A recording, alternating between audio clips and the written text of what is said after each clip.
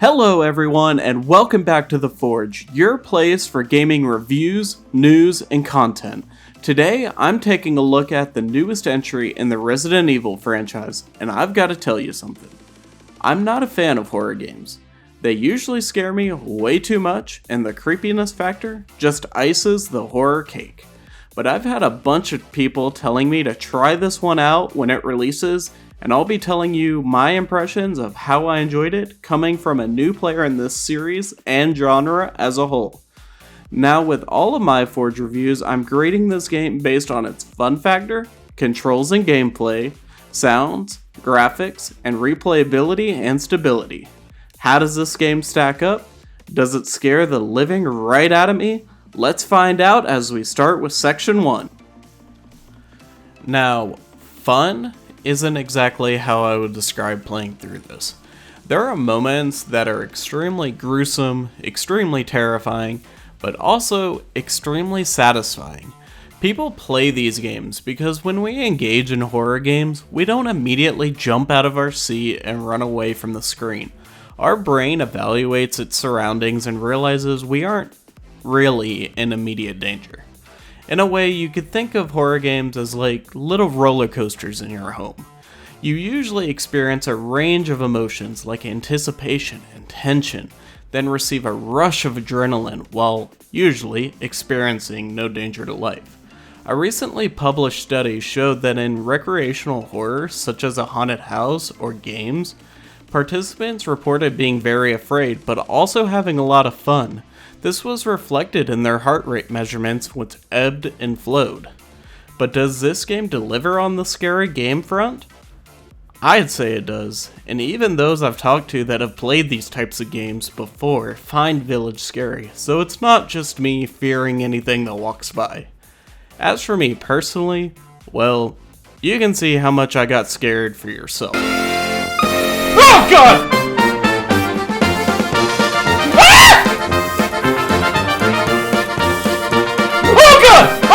Oh god!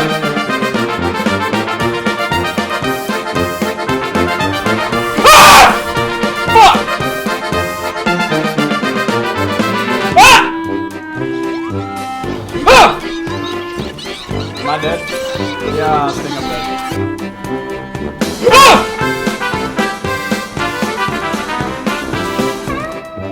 Ah! The puzzles are challenging and not too difficult if you look everywhere, which I had a bad habit not to do. So overall for this section, I'm giving Resident Evil Village an 8 here. It delivers on the survival horror experience and it feels rewarding to play through.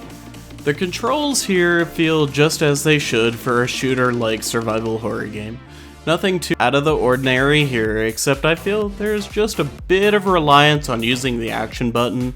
It feels like it takes away the player's action at times and just relegates it to a singular button. But overall, the control scheme feels nice. The gameplay is a standard survival horror flair. Players are typically placed in a dark, secluded environment with limited inventory space, scarce ammo to put them at a disadvantage, and consequently make them focus on survival. This game commonly incorporates puzzles as well as action sequences. As you move place to place in the village and the areas surrounding it, you feel constantly on edge, never knowing what is coming next. Around the midway point when you return to the village after your experiences with Tall Vampire Lady that everyone has fallen heads over heels about, you feel on top of the world, with guns and explosives. The same enemies that you were cowering from just hours earlier, you're gunning them down like a Call of Duty sequence. But then this game throws a curveball and introduces even tougher enemies that again reduces the protagonist, Ethan Winters, to a crouching, heavy-breathing mess. The gameplay meshes extremely well with this genre. You can't just blast your way through each level. You have to take your time to eliminate each enemy, conserve your ammo, and afterwards examine each nook and cranny to find the items/puzzles you need to progress. Speaking of puzzles here, they felt fun and satisfying to solve. A couple of them I felt stupid afterwards because I couldn't figure it out, but the game does explain each puzzle. It's up to you to find where that explanation is though. Overall, for this section, I'm giving Village a 9 here. It feels great to play, and the gameplay keeps you hooked for your entire playthrough. This game delivers very well on the sound front. Each area you go through has music that fits very well, from sneaking around in the dungeons to a big climactic battle. It sounds amazing. It gets you immersed in the game when Ethan is skulking around trying to avoid giant monsters, hearing those monsters breathing and looking for you. And when that music hits that sharp note, you know something is about to go down. This game is best experienced with headphones. It takes the game from being creepy to play to just an anxiety-inducing nightmare. The audio feels like it's the scariest character in the entire game, always there, lurking around each corner with you, and then blasting you with emotions when something important happens. For me, these emotions are usually fear, followed by a shotgun blast to the enemy that caused it. The sound effects are all on point too, with guns ripping into enemies, and the footsteps galore.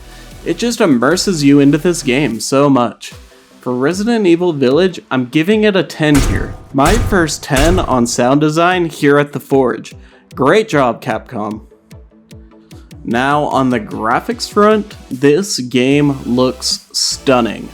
From first loading into the game and seeing Ethan's house, I was just blown away on how good this game looks. And it doesn't let up. From Castle Dimitrescu, the Village, and beyond, this game just looks beautiful. On my 2080 Super, I never dipped in frames, except while having ray tracing on in heavily particled areas like Moreau's Reservoir. Each area is crafted to look the best, whether that's in a dungeon filled with blood, in the village itself, or even on top of the castle. I was constantly looking around trying to take in the sights.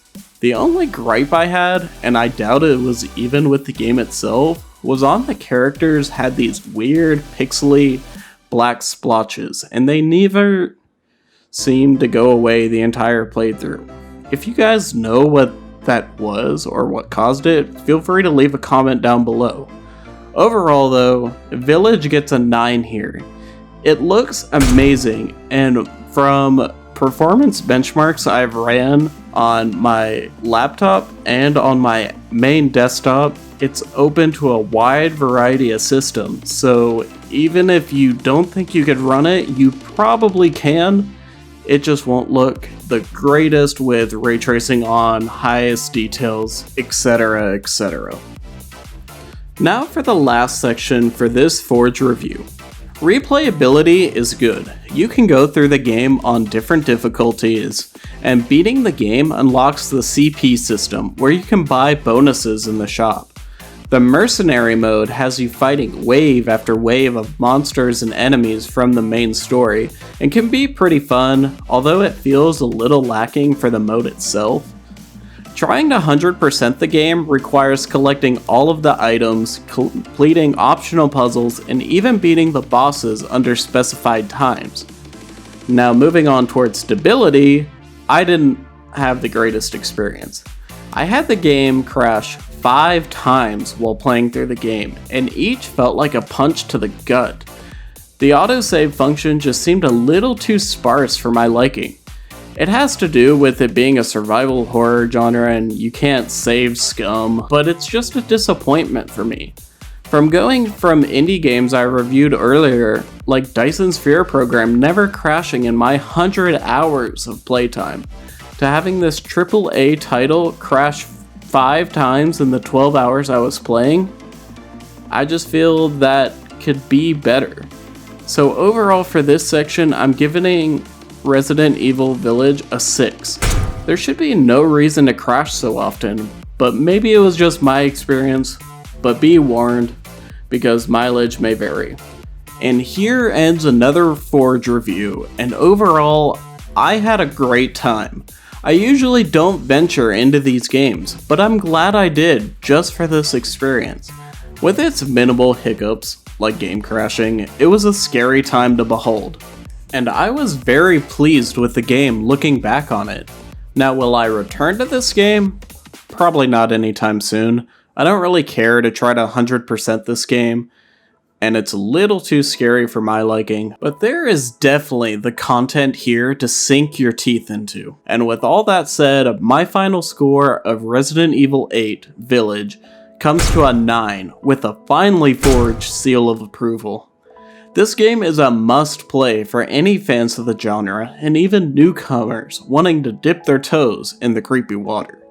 It kept me on my toes and interested throughout the entire game, so I highly recommend picking it up as soon as you can. Thank you all for watching. Make sure to check out some of my other Forge reviews if you liked this type of content, and leave a like if you enjoyed the video. Comment down below saying what you would like me to cover next, and I'll see y'all again next time.